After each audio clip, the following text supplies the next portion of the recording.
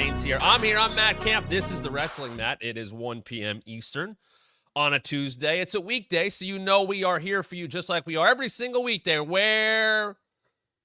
Right there. TheWrestlingMatShow.com. Right above Todd. Shout out to Todd. What's going on? What's going on with all of you here today? Hit me up in the chat. We love to hear from you. We want to hear from you. What do you want to see from this show today, in the future? You let us know. Please hit us up in the chat. What's up, Nerdy Dude, who gifted out more subscriptions yesterday, more memberships, I should say. Subscribing is free, but the memberships are right there for you. Nerdy Dude gave out 5 more yesterday because he is the Santa Claus of the Wrestling Mat, and I appreciate him. I appreciate all of you. What's up to Joseph? What's up to Phil? Good day to everyone. It's the most interactive pro wrestling show out there. I want to hear from you in the chat. What's up, Rob? Yes, it is right indeed above Todd, as always, right there. You know the deal, and that's where our memberships start, right above Todd. We'll get to that, though. I promise we'll get to that. A lot to get to today. Coming off of Monday Night Raw, hitting the major topics here, but I want to hear what you guys have to say about the wrestling world as a whole right now. Love to hear from you. What up to Ken as well? Super chats, by the way, always get you to the front of the line. So want to be able to answer those for you, whether it's on topic or something you want me to hit or just a general question. Great way to support the show is with super chats. Subscribe. That's for free. You can do that. You can go back and watch previous episodes. Put up a clip today talking about the life of Sid, how I learned from Tommy Dreamer. When we have an unfortunate passing in the wrestling world, we celebrate the life. And I've continued to hear that. I've continued to see that over the last few weeks. So that is something you can go check out at thewrestlingmatchshow.com. Plenty more coming your way. I know we kind of wound down for the summer last week, but that'll start to kick up again. So make sure you check out those clips. And make sure you're following us on social media at WrestlingMat23 on Twitter and on Instagram. Follow me at The Matt Camp. I love to interact with you on there. Certainly appreciate your thoughts. And listen, let's get into this here. Let's get into Monday Night Raw. And by the way, coming your way this month, if you want to become a member, this is a good time to do it because member videos coming this month. We're going to be reacting to the Mr. McMahon Netflix doc. I'm going to be talking about how I started in WWE 5 years ago this past week, what it meant to kind of be onboarding in that process. I just want to take you inside. It's not about, oh, I'm going to say this or that. It's more of just like, hey, what is it like to actually start and work there? I can't tell you how many DMs I've gotten from people asking for advice, asking how to apply, asking how to get in front of them. I talked to somebody yesterday about that who is an avid watcher of the show. So I'm gonna tell you all about that. I'm gonna tell you all about that process and how I started with the company. Once again, not trying to rake anybody over the coals or anything like that, just because I think people are interested in that kind of subject and what it meant within WWE to see Dynamite starting on AEW for AEW, because it was 5 years ago, a month from now, the first week of October, which was also the same day the Bump debuted, Dynamite debuted, and of course NXT was on USA Network. So big push for that. We will talk about that if you're a member coming up later on this month. And if you want to become a member, join down below. Tom, throw it up there now. Give me that membership graphic real quickly, because I want to show people what they are getting if they want to become a member. Because there you go, right there. You can start right above Todd at $2.99 a month. You see what you get there. We're going to have another live chat and another Ask Me Anything coming up later on this month. Speaking of that discounted merchandise, stay tuned. I have an announcement about that. Yes, there's an announcement. At the Matt Camper level, everything you get about right above Todd. And in addition to that, members-only videos. So like I said, we have stuff coming out about the Mr. McMahon Netflix doc. My time starting with WWE, which also coincided with NXT going to USA and Dynamite debuting for AEW on TNT initially, obviously on CBS. Now we're going to watch a random episode of Raw, SmackDown, or Dynamite this month. You don't want to miss that. And then, of course, at the top level, $24.99, we're going to connect with you on social media. Somebody else is getting a 30-minute private Zoom. B-May got it last month. And do you want to pick the private past wrestling event watch-along? If you're at that level, you will get to do so. But you got to do it. Last month, Nerdy Dude picked for us the Raw from Berlin heading into WrestleMania 13, right before Bash at Berlin. And who's going to pick this month? Well, you got to become a member, and you can do so right there at any of those levels at thewrestlingmatchshow.com. Very quickly, I did say something about merch. We have merch coming to Pro Wrestling Tees imminently. Yes, it is actually happening. It is finally happening. We'll be starting with shirts. right now, and I'd love to hear from you guys, especially those that have been with us. What are you looking for in terms of shirts? Because right now I have two ideas. Very simple. I would like to take that logo that is right here, this one. I'd like to make a small version of that. Kind of like Jeff Jarrett's My World shirt that he wears on all the 0 hours.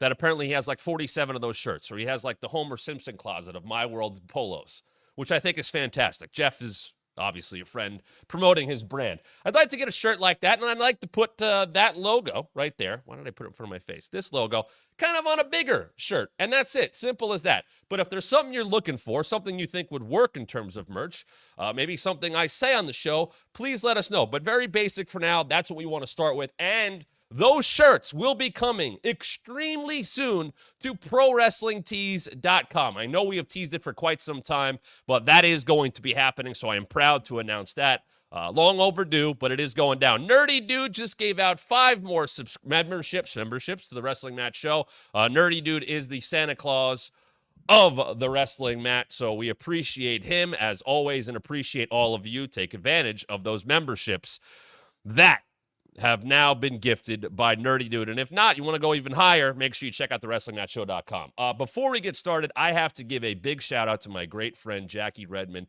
and the WWE as a whole for the tribute last night in the middle of the show to the Gaudreau family. And obviously what happened there, as you see Jackie, that is the memorial outside of the Saddle Dome. Senseless, unfortunate what happened to the brothers riding their bikes. And I really want to shout out the company. I could tell, and I haven't talked to her yet about it because I know she's traveling today. That was a high-class thing to do. I know, Sammy wore the jersey last night. I think that says a lot. I think you've seen the entire sports world reach out about this tragedy. What's been revealed about what was being planned for the families and upcoming in their lives, and for this to happen was really sad. So I really appreciate WWE taking some time out last night. Joe Tessitore introducing that, going out to Jackie, and I could tell how tough that was for Jackie. She had done a segment with, I believe, Johnny Gaudreau for TNT hockey a couple years ago, and you could hear it in her voice. So that is not an easy thing to do. A very classy move, very respectable move by WWE and Jackie as a whole. So I wanted to give them a shout out for doing that last night in that stadium. And, that kind of stuff should be looked at the right way. And they did a good job with that last night. So just the tip of the cap for that. And obviously, thoughts are with the Gaudreau family and everybody that was affected by such a tragedy. And the sports world reaching out as they should be. So as we move on from that, we get into Monday Night Raw from last night. By the way, I'd also like to ask you to subscribe to the Wrestling Mat podcast. If you could please do that. If you haven't done so yet, we are now part of the Believe Network, and you could subscribe anywhere you get your podcast. It is this very show in audio form only. And I hope you will, if you're a member here, if you're a subscriber, a little more support would be helpful. All you got to do is subscribe on any of your favorite podcast platforms. We're on Apple, we're on Spotify, you name it, you can go get the Wrestling Mat right now. That version, and if you're listening in audio form on the podcast, thank you very much. Thank you for being with us here on the Believe Network. Thank you for being with us on the Wrestling Mat. Please rate, review, and subscribe. And if you're listening, come on over to the WrestlingMatShow.com because you get to see me. The podcast hits right after this ends, about a half hour after we go off the air. You get the podcast version of this each and every day. But if you want to get it earlier, you want to see more, come on over to the WrestlingMatShow.com. So thanks to everybody who's watching live, watching after the fact, watching clips, listening in podcast form. All of your support is greatly appreciated here from all of us at the WrestlingMatShow.com. So on to that. Let's get into Raw last night. I have 4 major topics. Here's what we're going to talk about today. It's kind of like my around the horn thing down the side. Not around the horn. Well, around the horn be at the bottom and PTIs on the side. Do people watch those shows anymore? Not knocking them because I grew up watching those shows. Here's our big subjects for today. We're going to talk about Raw moving back to 2 hours and what that means. I want to talk about the segment with Bret Hitman Hart. By the way, I call him Bret Hitman Hart because that's what Fink used to say. I know people say the Hitman, and I've said the Hitman, but I always think of the Fink going, Man Hart. Not my best think there. I'm a little disappointed at that. One fall. Gallows does a way better Hitman Fink impression. If you ever seen Gallows tell the Kane story, watch out for the choke slam. Go look that one up. Bret, Gunther, and Sammy. We're going to get into that today as well. I want to talk about what becomes of a now future Intercontinental Championship match between Jey Uso, who won the Fatal 4-Way main event to become the #1 contender last night, and the IC champion, Bron Breakker. Interesting match to book when you look at where both of those guys are at right now. And I also want to talk about what we thought might go down. It's going to be CM Punk, Drew McIntyre 3 at Bad Blood inside Hell in a Cell. And an interesting wrinkle that was added to the story, at least for last night, with Wade Barrett. There you go. What a great poster, by the way. Really good job. I got to say, the graphics across wrestling as of late, especially in AEW and WWE, have looked really good. I think that goes a long, long way in attracting people. You gotta catch them. I keep saying that. I know this with this channel. You gotta catch them. You gotta catch them quick. You gotta catch them right here. You gotta catch them with visuals. You gotta catch them with something that they're not going to scroll past. I think that kind of work goes a long way. I would have to say that when you look at that kind of stuff, like I said, Hangman last week with the fire, right? You had to take advantage of that. So how do they promote Collision? You just saw the first image was Hangman with the fire. You get everything you can out of those graphics. Get everything you can out of that content. WWE does that at a high level. I have seen, and I know what I called out from AEW when this show first started a couple months ago. I have seen such great improvements, and it was not about the creators, because, God, they have some amazing creative people editing and putting together their video packages. Man, their packages have stepped up in such a big way, and, it's about getting that out into the world and having a good social media strategy. I have seen a lot of improvements in that, and it's, it's about getting the creative minds what they're able to make and putting the manpower and the hours behind that out into the world to promote your product. AEW has shown improvement at that. WWE absolutely crushing it right now in that world and looking outside the box. And honestly, somebody asked me about this yesterday. They see what's on the internet, and they will take what's on the internet and make it their own if they need to, or repurpose, to use an annoying corporate term, a very outlooky email term. We will repurpose this idea to, okay, sure. But you know what? It works. Then it works in a lot of things. Look, a lot of executives are just looking on their phone going, oh, we could do that too. So I saw this thing on my phone, and I think we could remix this. I think we could repurpose this and make it our own. And they do. And they have the team that can make that kind of stuff happen.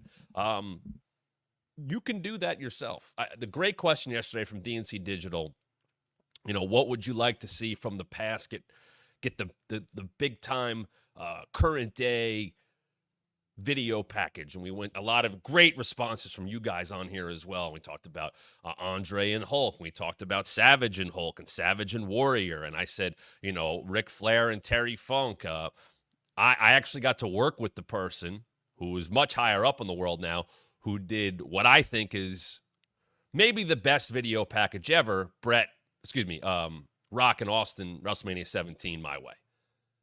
No one has made Limp Bizkit sound more important than that person. And that, as people know, it is a top tier main event WrestleMania level, which it was, video package. That same person also did the Kid Rock Desire videos, which I think are also some of the best stuff WWE has ever done. There's a reason that person still is with the company and has moved up in the world. But those video packages go such a long way, and you're seeing AEW step their game up with that. And it also helps to have good material to work with.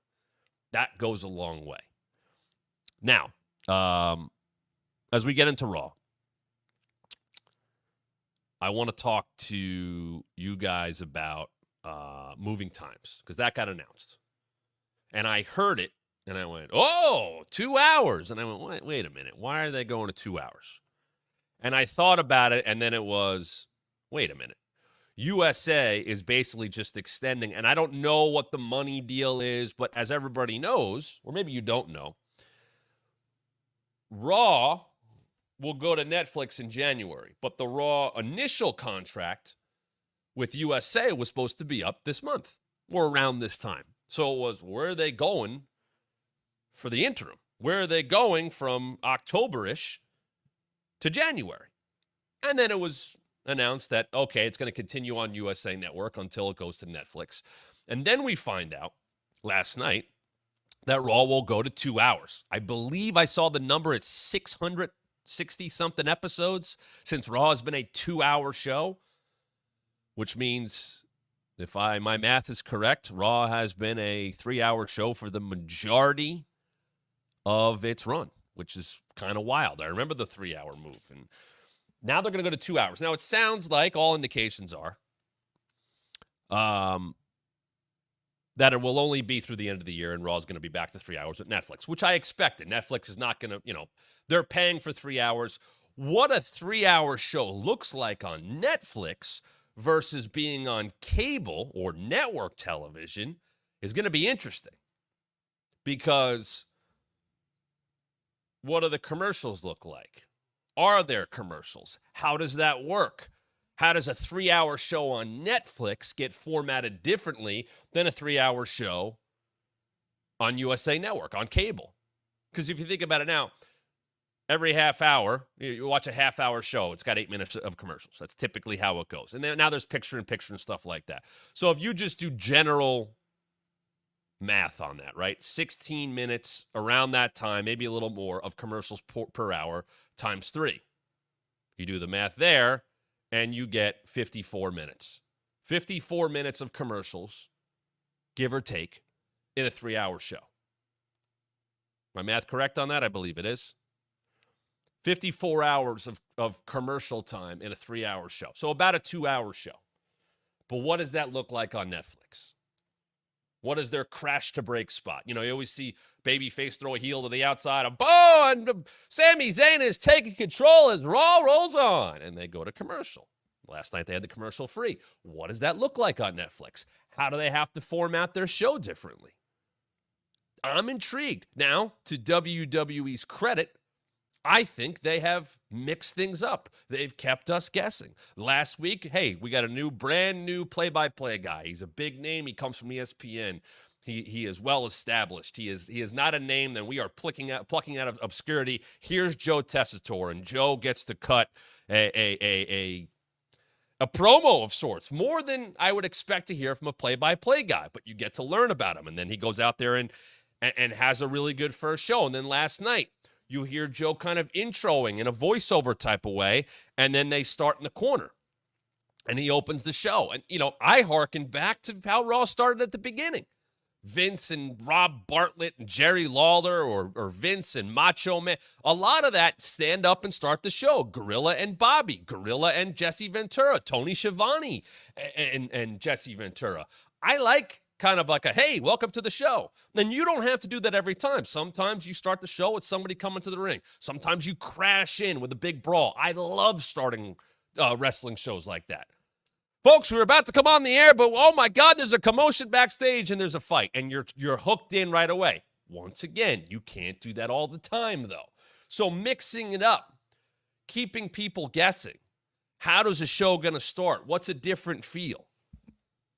That is how you keep people on their toes. How am I getting in? Last night, what'd they do? Here's your gimmick. It's commercial free. We're opening the show with the Wyatt Six against American Made. Why? Because Monday Night Football is starting. Because Aaron Rodgers is back, playing another major team in the 49ers. The Raw rating will come out in a couple hours. It's probably not going to be great. That game was at least mostly competitive for the first half. Rodgers got through the entire game. So, and for those of you that don't care about the NFL, that was a big game last night. Marquee teams, one of the biggest superstars in the league, a team that went to the Super Bowl last year, big game. It's going to catch eyeballs. This is what Raw will have to deal with now for the rest of the year, pretty much. So USA going to 2 hours. Now, there is a rumor out there. I saw some schedule that indicates SmackDown might be 3. Because that moves to USA Network as of this week. We know that NXT is moving to CW very soon, the next couple of weeks. But for this week, Raw, NXT, SmackDown, all on USA. It's WWE week. They're making a big deal of it, as they should. Season premiere. And people are like, why is it a season premiere? Who cares? It's just promoting. Just like I defend Tony Khan saying how great things are and making a big deal of where, people stand and where they're at in his careers. That's fine. Just like, why do they call it season premiere week? Because this is the week where new shows debut and they start a new season. And who cares? It's just a gimmick. It's WWE week. Well, isn't it always WWE week? Yeah, kind of. It's just a marketing tool. It's not a big deal. Yes, they don't have an off season. So call it a season premiere. Make it big. I don't actually think they made it super big last night. They've made bigger deals of season premiere. I know they had the 4-way IC title number 1 contender match. I know Bret was on the show. We'll get to that. I didn't think they went overboard. They just called it a season premiere. But in terms of the matches announced and the segments, I don't think anything was unreal or whoa, that's pay-per-view level. They didn't do that. Now on Friday, they're doing that. Cody and Solo for the WWE Championship inside a steel cage. That is a big deal. That is a season premiere level show with SmackDown going to USA Network. I get that. Will they change things up? Will they freshen up SmackDown? Will it get a new look? Anything like that? This is the time to do that kind of stuff. I brought up last week. Will NXT have a different feel? Those first couple weeks are almost I don't almost count them. I want to know what that show looks like when they're not in Chicago with Punk, when they're not in St. Louis with Randy Orton. Because it's going to have an arena feel. It's going to feel bigger, but what's week 3 look like? Are they keeping the show on the road? Are they going back to Orlando? Does that get a freshened up set? What does CW want from that? What are they kind of getting involved with as it relates to the presentation of NXT? But to me, USA Network, and I'm just guessing here, right? Hey, we'll keep Raw on. We're not going to pay for 3. Or we'll pay to keep Raw at 2 hours. We need a home? Okay. And that could be wrong. That's where I just kind of connect the dots. Well, we're not keeping the show. We know it's going to Netflix. We've already paid for SmackDown. Now, I don't know if that means SmackDown's going to move to 3 hours and stay at 3 hours. I don't know if it's just maybe it'll happen once and not again. Maybe it'll happen for the rest of the year. 3 hours on a Friday seems like a long time as a weekly show. I know AEW last week put Collision on Saturday because they had the pay-per-view, put Collision on Friday because they had the pay-per-view on Saturday, and they went Collision, Rampage. And that seemed to flow pretty well. And the show was loaded up a little bit more. Their Friday programming was loaded up a little bit more. But man, 3 hours on Friday seems like a long time. I feel like if you're going to do 3 hours on Monday, there's almost more time to digest it. But going 8 to 11 on a Friday night, whew, it's a long time. But I think if I had to guess, we'll keep it. We'll keep you on the air, but we're only going to pay for 2 hours. Okay, now that we know that, and they'll go back to 3 on Netflix, and I don't think it's that big of a deal. I saw John Pollock and Wei Ting on Post Wrestling kind of celebrating that, and I laughed at that because I know a lot of us. Hell, I worked there, and I would sit in that green room and watch 3 hours of Raw. It's always easier when it's good, and it's always tougher when it's bad. And I think all of us have watched a lot of bad wrestling for various companies. But a 3-hour show that feels like it's taking forever because it's 3 hours and the writing's not good. You feel every bit of that. I was able, like I said yesterday, I knew what Raw and SmackDown looked like. I had the full scripts of the show. That was part of my job. So I would get the updated scripts all the way up to, okay, here's what we're sticking with. And even then, stuff would change. Timing, or, hey, let's make this change as we go on the fly. But I could look at the show, and we would put together Raw Talk and SmackDown Lowdown, and we would know, okay, this, and this is big. Let's make sure we focus on this. We were also at the mercy, sometimes, or all the time, of the interviews we were being provided. So, hey, you have, here are the 3 interview segments. You have the Street Profits, you have LA Knight, and you have Bayley. Okay, well, the Street Profits had a segment on the show. We can easily show the tag match and go to their interview. LA Knight had a talking segment against blah, blah, blah. We could show that and go to that. Bayley had a match against Nia Jax, so we'll show that match and go to that. But sometimes we would have to do that where this person didn't get on Raw or SmackDown. We're going to give them a talking segment, but they're not going to be on the show otherwise. All right, so now we got to explain what's going on and fill in the gap. But I would be able to look at the script of Raw, and I'd be able to look at the script of SmackDown and go, okay, this is big, this is big. You know, I don't have to pay as much attention to this because I'm eating dinner. I'm getting makeup done. And believe me, these are not complaints. This is just how the night went. I'd sit down for the show. All right, here we go. All right, maybe I can go get changed here because this is going on, or I can step away here because I know we're not going to go heavy into this segment. It's a lower card segment. And that's not being disrespectful. That's just focusing on the job. That's just focusing on the tasks at hand. That's what I was doing. So we would know, hey, Raw Talk, here are the 3 segments of the show. Here's Block A, or segment 1. Break. Coming up, we got these people. Here's segment 2. Okay. Here's segment 3. So I would focus a little bit more on the stuff I knew I was going to talk about, and stuff would change, or stuff would happen on the fly. I'll tell you, there's been injuries that would happen. Hey, we've lost this person because they're in the training room. They got a bad shoulder. Okay, let's pivot to this. And you got to be able to do that too. So it wasn't like I was tuned out of the whole of parts of the show. I just knew, okay, I want to go a little more in depth on this. I want to go a little bit more in depth on this. Hey, I know we're selling this to the pay-per-view. Because there's, and we've seen it, right? And I don't have a problem with this, but because of the smaller cards on premium live events, there'd be stuff on Raw, or more specifically on SmackDown, that was built for TV and not going to make the PLE. But what are we selling towards? Are we selling towards the PLE? Yes. Tomorrow, later on today, because SmackDown Lowdown, here you go, if you don't know this, SmackDown Lowdown is taped Friday night right after SmackDown in Stamford. They still do this. But it doesn't air, and this may change. I think it makes sense to change. Because of the Fox deal, it didn't air until Saturdays.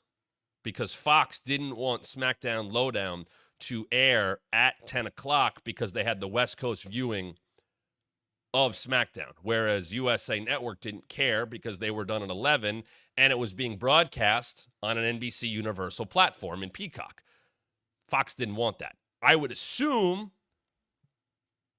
that might change because SmackDown Lowdown, being on Peacock, would follow SmackDown on Friday night. Should lead right into it. We'll see. But there was give and take. There was how to fix that up. So really back to it, though.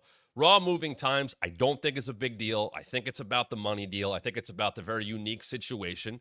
What I'm very much focused on is from October to the end of the year, how do you condense Raw? Who starts to disappear? How much cycling is going to happen in terms of talent? Who gets featured? Who doesn't get featured?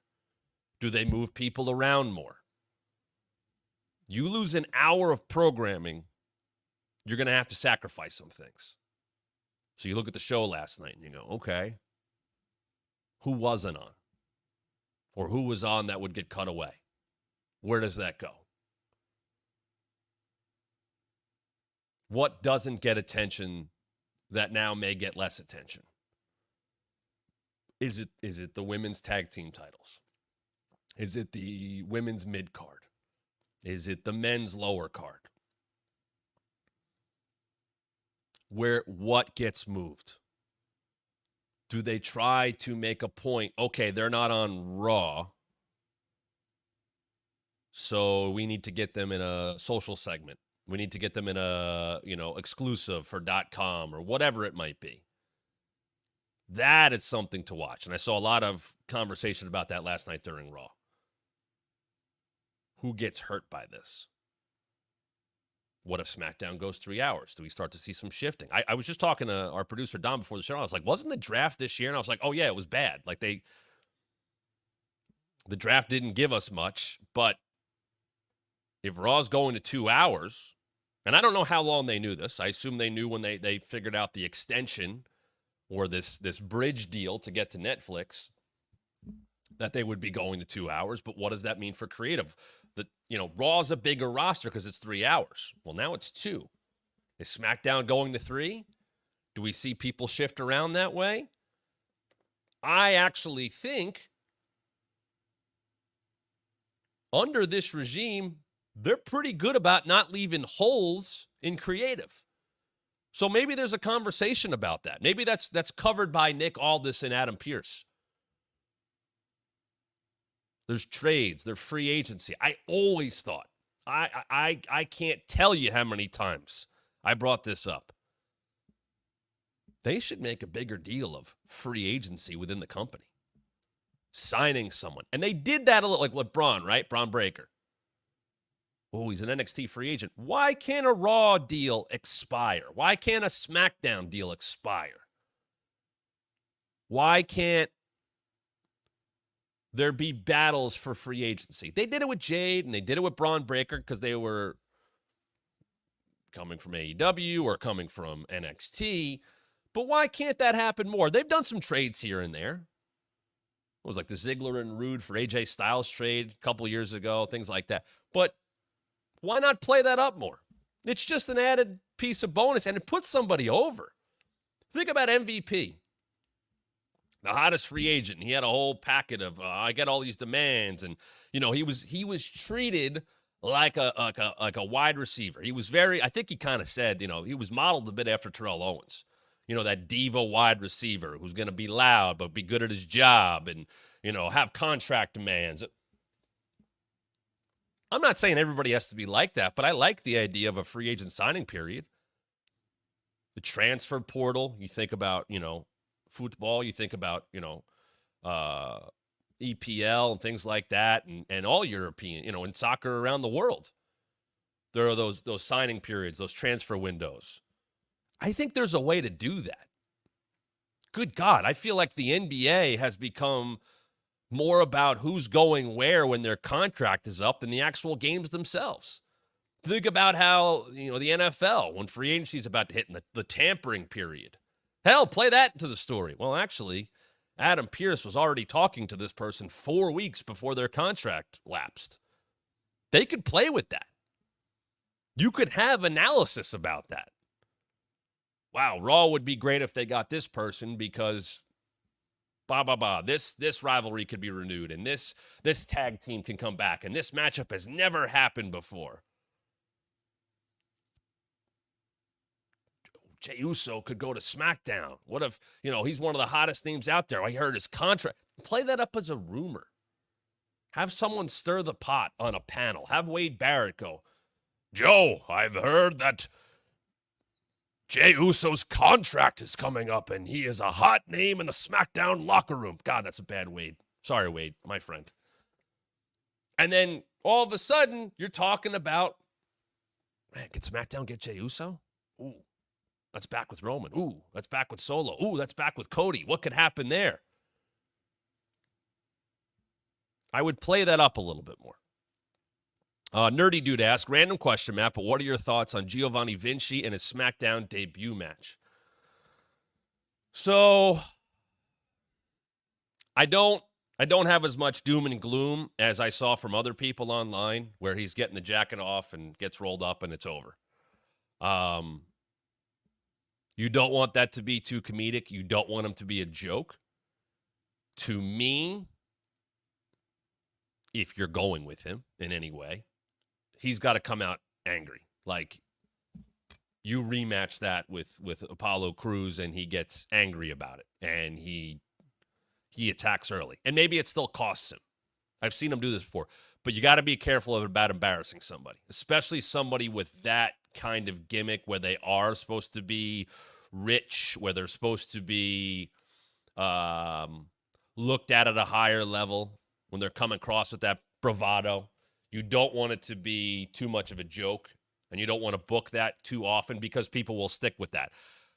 To me, if it's the Vince regime, Vinci probably gets beaten 2 more times in a row, just like that, or similar to that, or a mistake, and then he looks like a goof.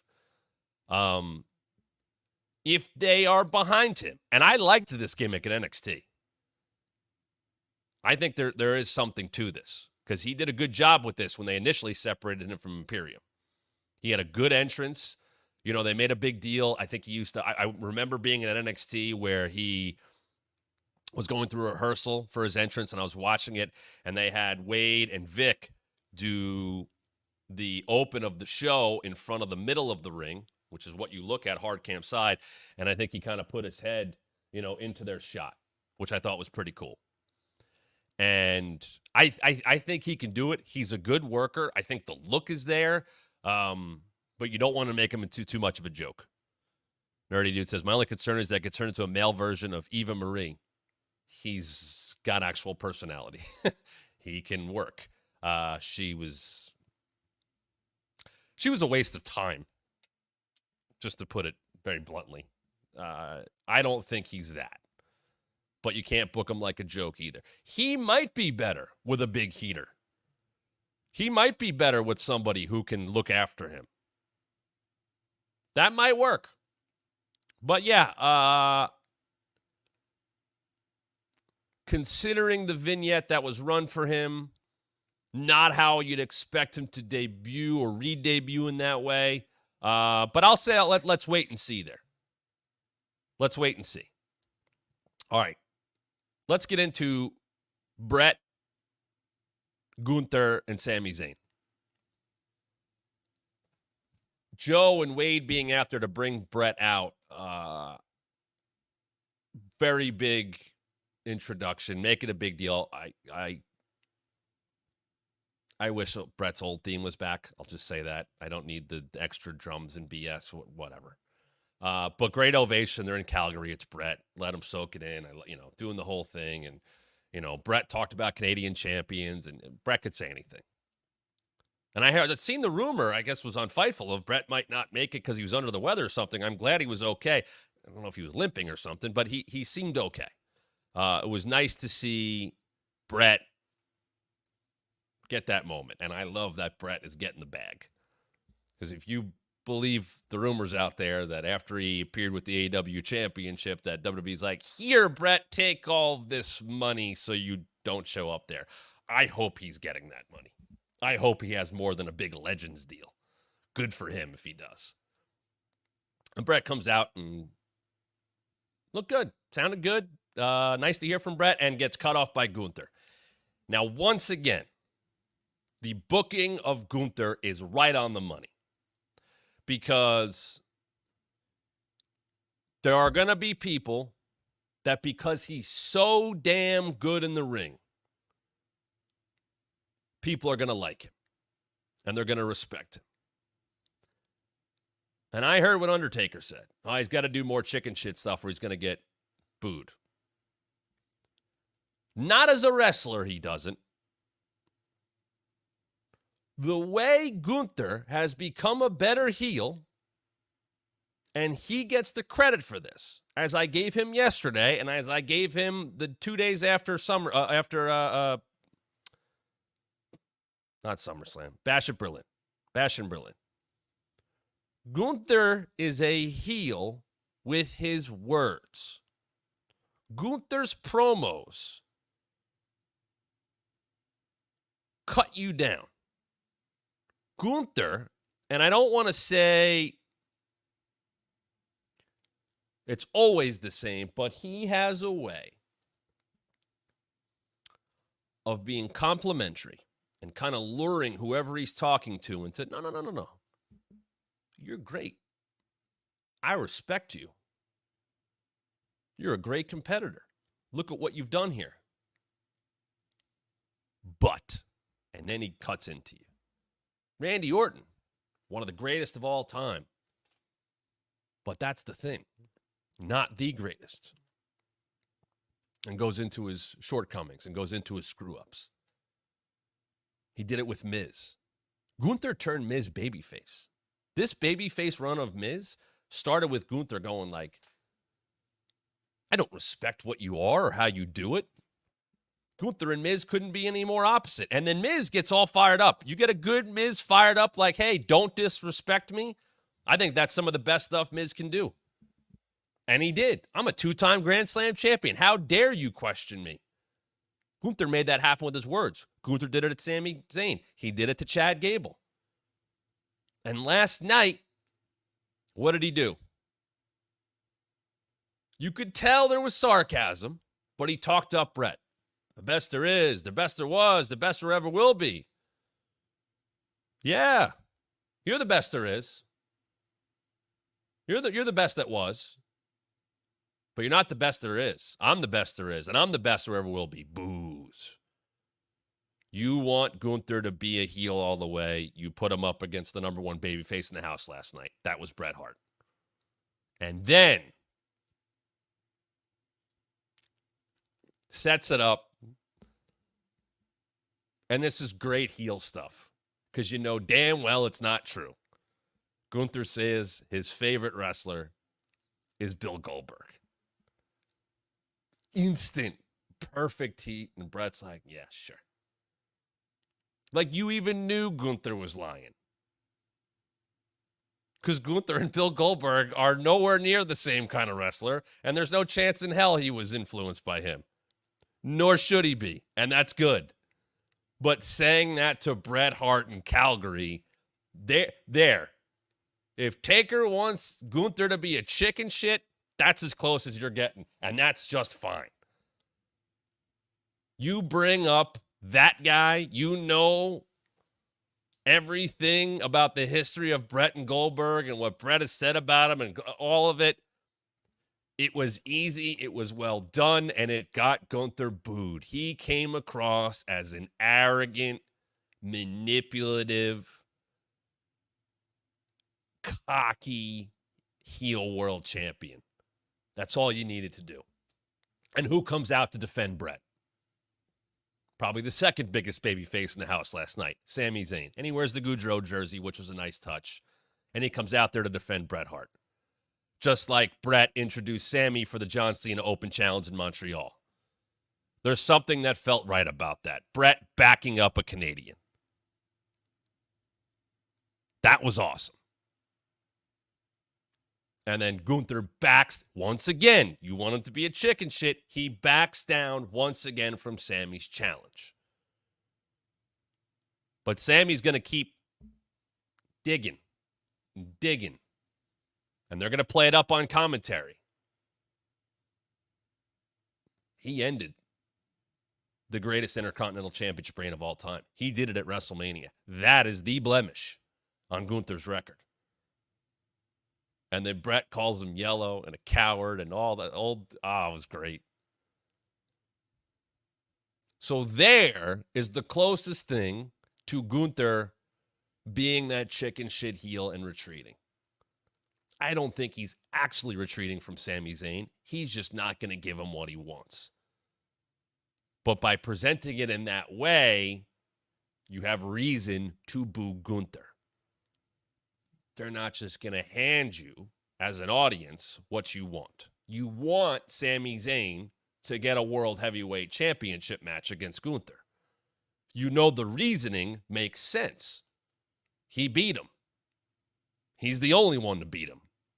He beat him at WrestleMania. And you love Sami Zayn. And Sami Zayn challenging for a world title will always feel big because he is the ultimate underdog in that way. He has that Bryan Danielson to him. And some would say Danielson has that Sami Zayn to him. They're pretty interchangeable that way. They are lifetime underdogs when presented as such. And you threw Bret in the middle of it. Now Bret can join DX and I'm never going to say this again or that sentence, in Hall of Famers that were booked to help Gunther and did. Raw 25, as people remember, was a mess of a show, especially at the Manhattan Center. And the way legends were booked versus newer people, versus current day stars, versus Raw 30, when DX came out and got, they had the face-off with Imperium and they backed down. I thought that was one of the most important moments for Gunther on the main roster. And it wouldn't have happened under Vince. And last night, not that Bret backed down, but Gunther got to say a lot to Bret. And Bret didn't say a hell of a lot back. So once again, a Hall of Fame act is elevating Gunther in the right way. And by proxy, Sami Zayn. We're going to get Sami and Gunther. We still have time to get to that at Bad Blood. And it's yet another high-caliber babyface opponent for Gunther that he will beat, but they will give a great match to. Now let's move to Jey Uso and Bron Breakker. Something I had an issue with leading into what was kind of the finals of this Intercontinental Championship tournament contendership matches was that it seemed like Bron and Jey were too connected, that Bron wasn't acknowledging everybody else enough.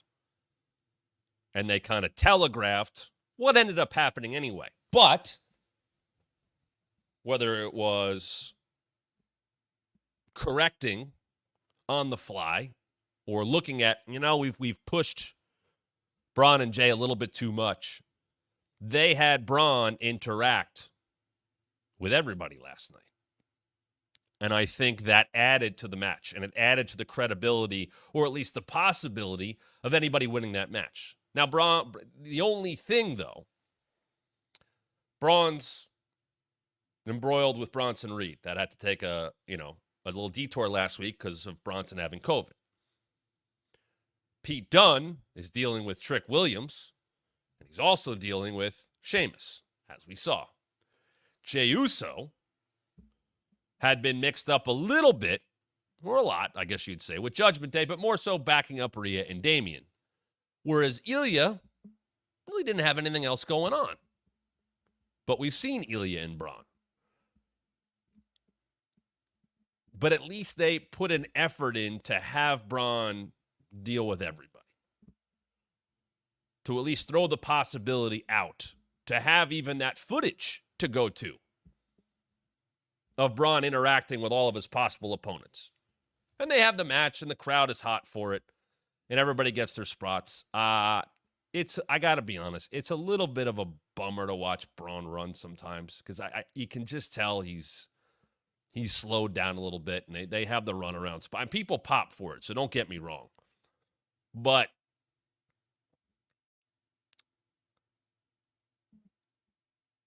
it's a little tough watching him run. And I feel bad. I don't know how badly he's beat up or anything like that, but you can tell it's a big spot, and I wonder if it's, you want to hit your big spot. That was his big thing. And then he takes, that is not easy what happened with Bronson and Braun last night.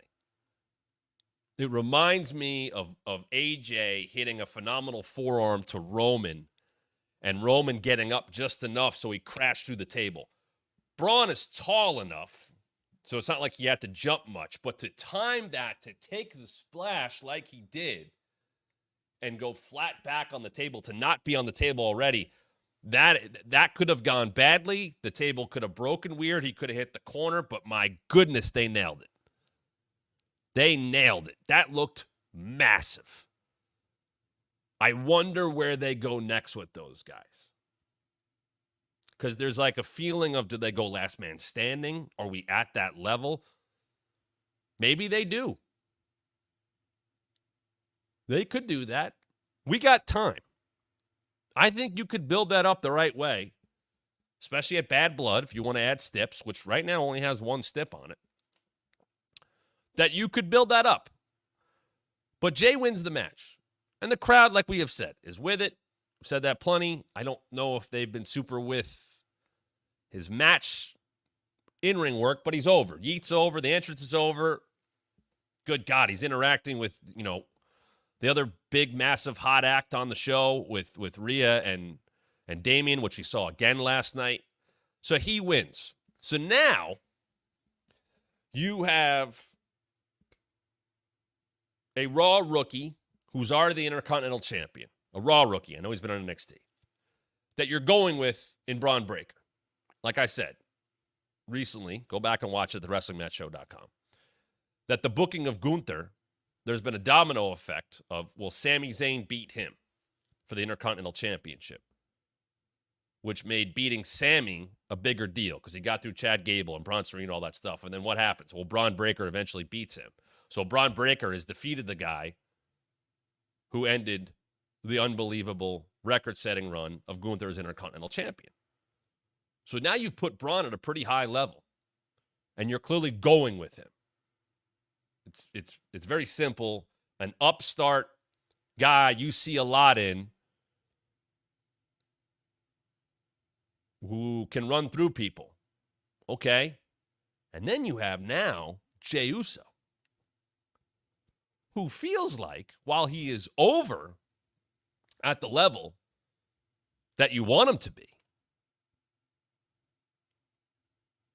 what do you do with this match? Now, the obvious, and I just saw Nerdy Dude say it. I hate to say it, but I already know that Jey won't win the belt because of Judgment Day interference, although I'd love to see Ilya pick up the win instead of Jey, but that's just my opinion. You have this. That's a good-looking match on paper. Obviously, the people are behind Jey Uso. There's no doubt about that. But you also have the consistently booked, the building of Bron Breakker, who they obviously see a lot in, and I understand that, as they should. But is Bron beating Jey Uso clean? If Bron is a heel as he is, does it matter as much if Bron beats Jey with some outside interference?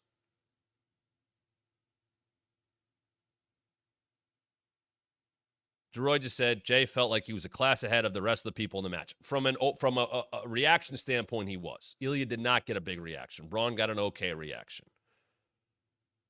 Pete's not going to get a big reaction. But it almost feels like a match they're going to too soon, and I'm not saying that they are. It just feels that way. Is Jey going to lose another big match? Jey lost to Roman at SummerSlam last year. Jey lost to Damian Priest the month after, WrestleMania. Here's another shot for Jey. Are you taking the IC title off of Bron Breakker? I don't think you are. Does Jey find himself in another factional battle? Because if you think about it, he came over to Raw because Cody helped him and was battling Judgment Day. And then ended up getting involved with stuff with Jimmy Uso and beat him. And while Yeet has been over, he's back to Judgment Day stuff. This is a little side quest, or more than a little side quest, with the Intercontinental Championship. And I will tell you, there were plans at the beginning of the year for Jey and Gunther to happen for the IC title. They ended up doing it on Raw, but that was in play as a potential WrestleMania match. That was in play in between the Rumble and WrestleMania, which I know it eventually happened. That was in play. How about this? Jey beating Gunther was in play for the IC title before WrestleMania, with the idea of doing Jimmy Jey for the IC title at WrestleMania. I know that was talked about. So there's a little news. They didn't do it. What they ended up doing, I think, worked out. But now Jey is back to the IC title against a different opponent in Bron Breakker. But you have Jey, I think, established for the most part towards the top of the card without that big signature win to his name. Braun is obviously someone that they're going with. So what does a match like this look like? Is it just as simple as Judgment Day getting involved because Jey's gotten involved in their business? Perhaps it is. Would that be a letdown, though? Because this feels like a match that the company would probably love to do again down the road with even bigger stakes, maybe world championship aspirations. They have some interesting booking decisions to make as it relates to that. Punk and Drew. Drew comes out. I think right now,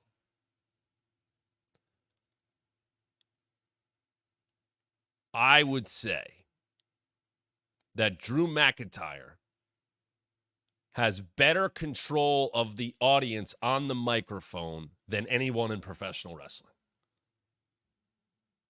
If you want to talk about someone who is comfortable as it gets in front of a big crowd, who can't be shaken, who can't be thrown off his game, who controls the audience, who knows what they're going to chant, who knows how to handle chants, who knows how to send them in directions he wants, who takes his time. And he gets to do that, believe me. I don't know if I've ever seen Drew McIntyre more comfortable than he is right now. His command of the audience is outstanding. You want to learn about cutting promos, you want to learn about dealing with a live crowd, you watch Drew McIntyre right now. That is main event level, top tier work he is doing. He tells them to chant things, and they do it. He tells them, oh, no, keep that going. He's so good at it.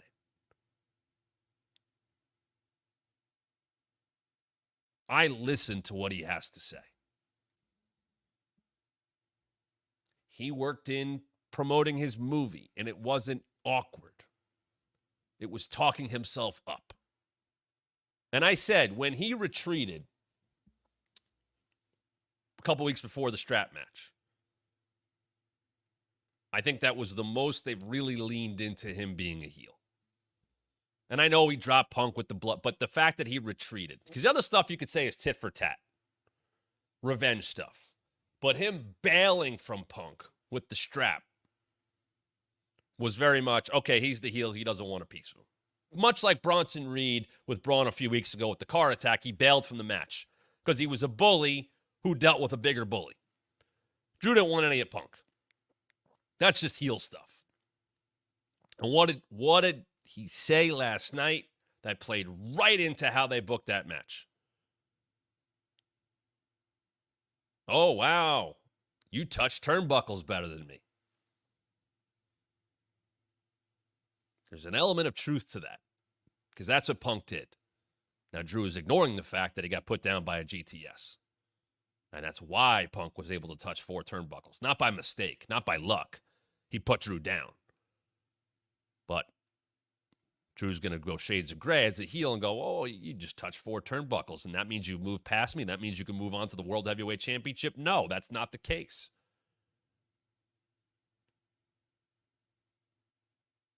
And that's a fair argument because they're 1-1. But Drew pinned Punk. Punk didn't pin Drew. And Drew is right, I think, to say, you want a strap match. You touch 4 turnbuckles. You haven't beaten me by submission. You haven't pinned me. You don't get to just move on to the World Heavyweight Championship. I think there's an element of truth to that. But at the same time, he's ignoring, that's what the match is. CM Punk won the match. Fair and square, he beat you. By the rules of a strap match, he won. Clean. He also got the bracelet back, which I see they're starting to sell. And that is weird. And the person who made the bracelet, I saw react on Twitter, and like they changed the colors up. And that was a little, I call shadiness on that one. especially since the bracelet's back with Punk, whatever. And then Drew calls out Wade Barrett and quickly details their history. And they have kept Wade involved a bit with kind of being the voice of reason to Drew, the only person he'll listen to, which he acknowledged. But then he wasn't happy, or he was disappointed by Wade's recent actions, what he stopped from happening last week. And there was a threat there. And I went right back to last week when I watched Wade open the show to introduce Joe Tessitore. And I watched someone who has such great command, much like he did anytime he got the ball, Nexus or anything like that, where I went, man, I know Wade's important as a color commentator. But man, I wish that there was a in-ring, on-screen role for Wade Barrett. You can't have everything, believe me. That's just how good he is. And he still has that presence about him. To Wade's credit, he has kept himself in phenomenal shape and all that, but his voice commands your attention. And that's why he's so good at his commentary. But him just standing there in the ring and then him having that face-off with Drew, I went, oh, boy, would I love to see Wade back. You could tell me that Wade comes off commentary and I would believe immediately he's in the main event. I know I had teased doing this video, and we're going to get to it at some point. If you want to talk about the biggest misses in WWE history, I think Wade Barrett's number one. Number one.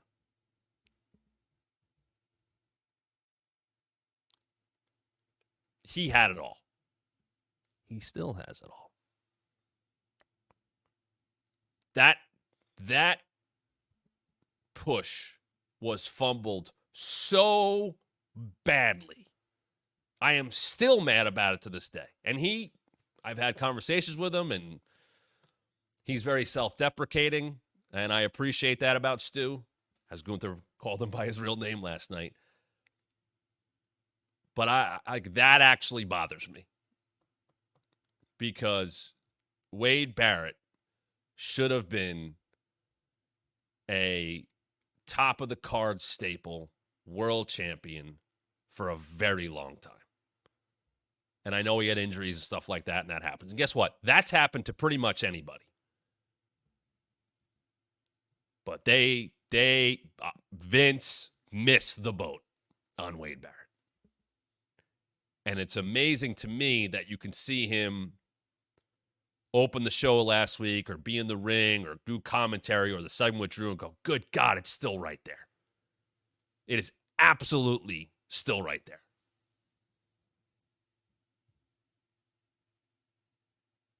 And who knows? I don't know. But there is an interesting element of, if there's anybody who could handle Drew that's not active, not Adam Pearce from that standpoint, or all these officials and security that get in the way, like Drew takes a second when it's Wade, because it's his friend, but also maybe because it's someone who can match him, just in terms of physicality. And I don't know if that's going to happen. I don't have any info on that, and I think they're very happy with Wade as a commentator, and I don't know what he feels like about getting back in the ring or any of that stuff, but I'll tell you what, when he stood up and took that headset off, the people were into it. It's two big guys who look like they belong at the top of the card facing off with history. Oh, okay. And before it got too far, Adam Pearce comes out. And that just kind of hangs there then. Are they going somewhere with that? Or is that just the one person who's always around, who's always present for what Drew McIntyre is doing, that could keep him in line. It's a good wrinkle to the story that leaves you wondering, is there more there with Wade Barrett? But Adam Pearce comes out and cuts that off. You've lost the plot. You're not worried about Punk. Now you're worried about your friend. And they make the Hell in a Cell match. And they'll now have about a month of build on top of everything else that's happened to get to Hell in a Cell. And Punk put up a picture on his Instagram last night covered in blood from the dog collar match he had with MJF. Probably Punk's best match, and I would say easily Punk's best feud since, I mean, in his return to wrestling, that's his best stuff up until what's happened with Drew. And he put that picture up last night because he wasn't at the show, and Pierce said he talked to him. They've done blood already. They pretty much have to do blood in that match. It's called Bad Blood. It's in Hell in a Cell. They've bled already. The feud warrants it, right? I talked about yesterday how the stuff that happened at All Out, multiple feuds warranted the level that they got to. Garcia and MJF going after each other's neck. Willow and Stat was a friendship that broke apart. That was a massive betrayal. So it goes to a street fight because they had street fight history and everything they did. That made sense. The stuff with Swerve and Hangman had just gotten to a level that was just off the charts. Punk and Drew are at that high of a level where it should be a total mess in there. It should be ugly. It should be violent. There should be blood. And I think there will be. And the feud warrants it. And you would think that's the blow-off. And I do wonder, deep down, knowing both of them as competitive, always hearing and seeing everything, if they have a bit of motivation. Because right now in wrestling, although it might have ended somewhat on Saturday for Swerve and Hangman, you have two long-term, nearly one-year feuds going on at the same time that are being done at the highest level, extremely well, with Swerve and Hangman and Drew and Punk. I bet Drew and Punk are a bit motivated by that. Because while there are fans of just AEW and there are fans of just WWE and there's crossover fans and there's people that don't like stuff or whatever, you'd have to wonder somewhat if only one of the feuds was happening, if the other would not, if only it was Swerve and Hangman, right? Which has been bubbling while the guys are doing other things. Hangman not getting to Swerve wanting to. Swerve being a world champion, fighting other people. It bubbled. Where Drew and Punk has been this, it's really been these two for the most part, even though Drew's had title shots. They've been connected.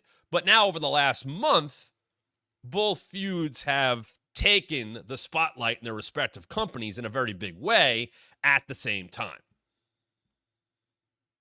And I think in the best way possible, we can compare them because they are both very good and they're very heated and they're very personal. It's not about championships. Championships have been involved, and screwing out of championships and messing with championships has been involved, but it's not about taking the title away and becoming champion. It's about the personal animosity and the personal words and the violence that has happened. Wrestling doesn't always have to be pretty to be good. Wrestling doesn't always have to have happy endings or pretty endings or satisfying endings. If everything was satisfying, what are you building towards? You have to throw roadblocks. You have to throw left turns in there. You have to have forks in the road. You have to give people a reason to tune in the next week, to plunk their money down for a ticket, for a pay-per-view, for Peacock, to buy a shirt.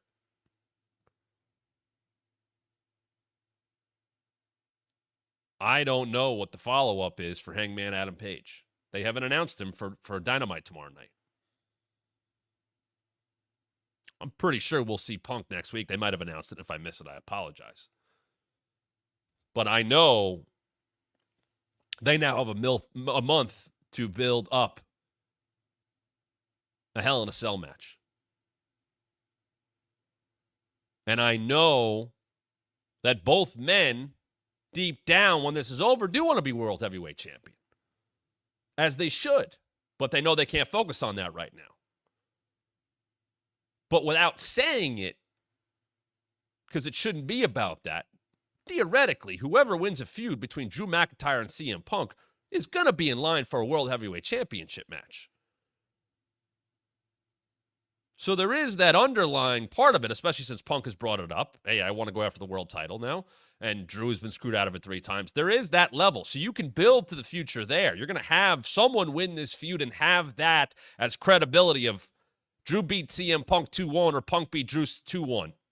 Hell yeah, the winner of that feud should get the world title match. With Swerve and Hangman, it's not that.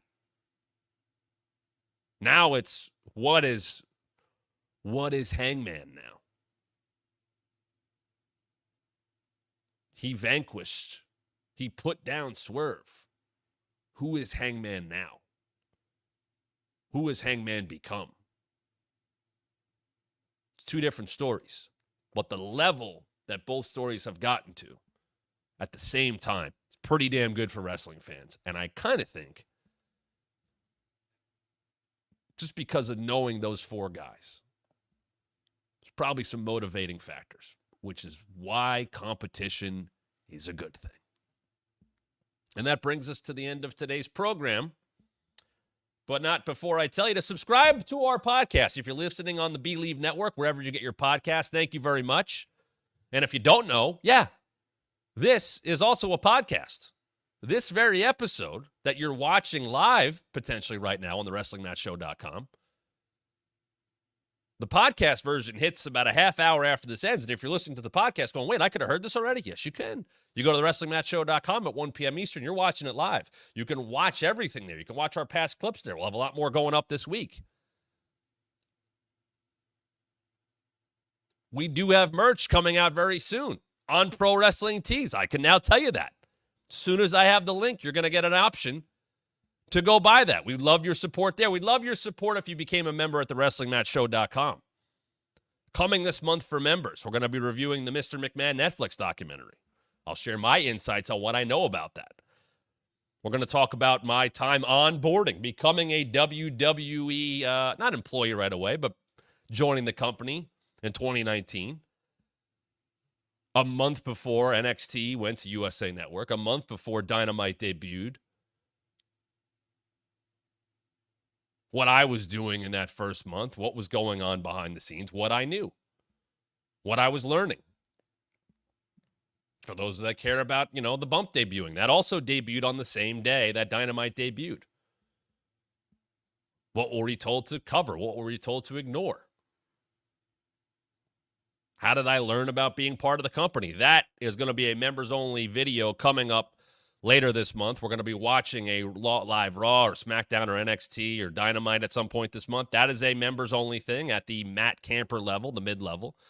The Matt Event level, though, gets you so much more, including your option right there. We watch back something from wrestling history, and we do that with the Matt Event level people. And if you're at that level, maybe you'll get to pick it this month. Or maybe you'll get the 30-minute private Zoom where it's just me and you. You can ask me anything you want. I did it with B-May, who's in here. Shout out to B-May. He could tell you. We had a lot of fun talking about all kinds of things in that 30-minute Zoom. You could be there. So we got a lot coming your way. If you want to become a member at the WrestlingMatchShow.com, click join down here. If you're listening on the Believe Network as a podcast, we appreciate you. But there's so much more here at the WrestlingMatchShow.com. And if you're watching, we'd love to have you in audio form as well. Great way to support the show for free. Just hit subscribe on wherever you listen to your podcasts, and you get the show every single day. It's a daily show. It's 1 p.m. Eastern, and we will be with you every single weekday at 1 p.m. Eastern. So all of that is coming your way. I always appreciate your support. If you're watching after the fact, please leave a comment down below. I'll be answering a lot more of those in the coming days. Then share this with your friends. We love having the most interactive pro wrestling show out there. And the good part is, I'll be back tomorrow to talk about wrestling even more right here on the Wrestling Mat.